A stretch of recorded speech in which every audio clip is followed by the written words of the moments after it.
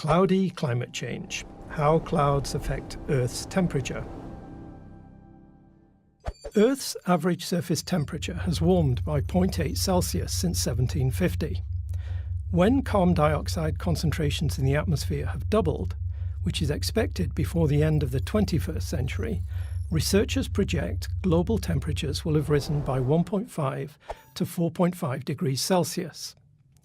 If the increase is near the low end, 1.5 Celsius, then we're already halfway there, and we should be more able to adapt, with some regions becoming drier and less productive, but others becoming warmer, wetter and more productive.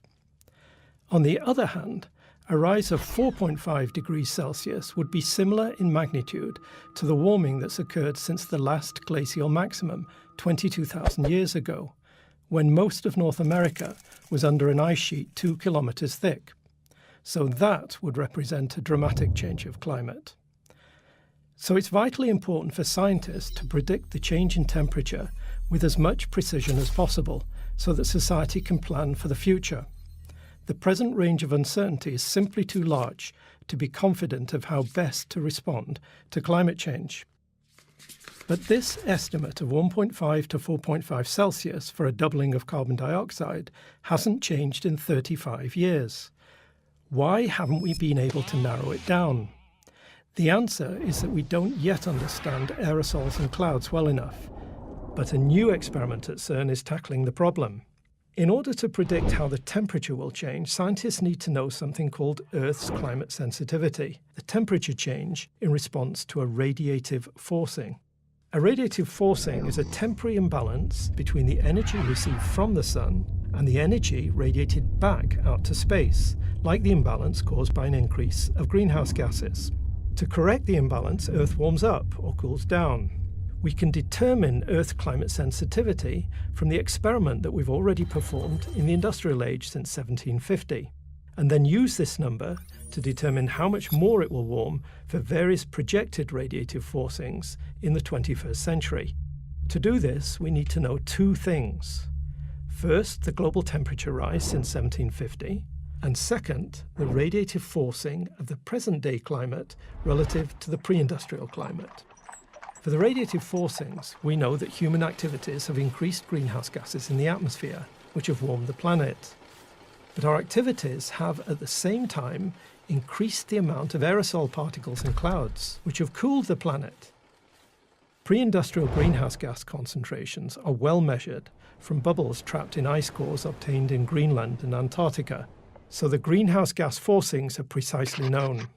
But we have no way of directly measuring how cloudy it was in 1750, and that's the main source of uncertainty in Earth's climate sensitivity. To understand pre-industrial cloudiness, we must use computer models that reliably simulate the processes responsible for forming aerosols and clouds. Now, to most people, aerosols are the thing that make your hair stick, but that's only one type of aerosol.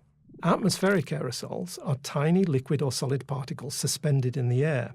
They are either primary, from dust, sea spray salt, or burning biomass, or secondary, formed by gas-to-particle conversion in the atmosphere, also known as particle nucleation.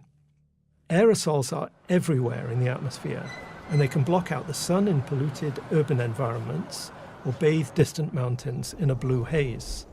More importantly, a cloud droplet cannot form without an aerosol particle seed.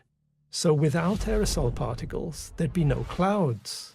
And without clouds, there'd be no fresh water. The climate would be much hotter, and there would be no life. So we owe our existence to aerosol particles. However, despite their importance, how aerosol particles form in the atmosphere and their effect on clouds are poorly understood. Even the vapors responsible for aerosol particle formation are not well established, because they're present in only minute amounts, near 1 molecule per million molecules of air.